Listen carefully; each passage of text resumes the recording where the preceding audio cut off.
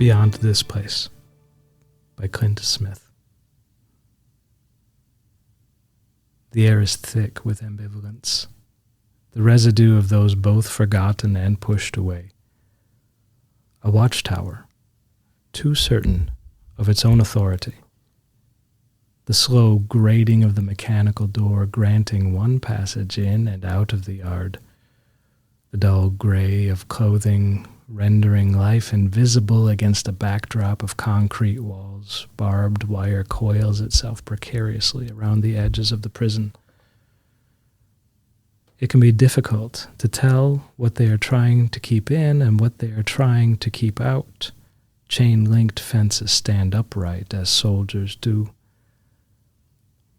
Only what they are told, only what they have convinced themselves they have been built for. But is anything built for what it ultimately becomes? Stripped of any agency it might have had, when this steel was melded into a false deity, a pretense of human control, did it dream of what else it could have been? The wheels of a child's first bicycle? The monkey bars from which they would swing to and fro? The car a family drives on cross-country road trip filled with laughter and fighting and spilled ketchup across the floor? When did it learn it was to become a cage? But how can a cage become a refuge? A circle of men swallowed by the world's indifference, where the totality of their personhood has been diluted to a single act, that they have been singularly defined by the worst thing they've ever done. We don't remember they are brothers, husbands, fathers, friends.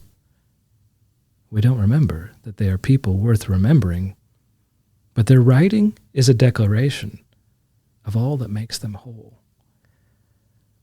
A classroom of men who refuse to forget themselves.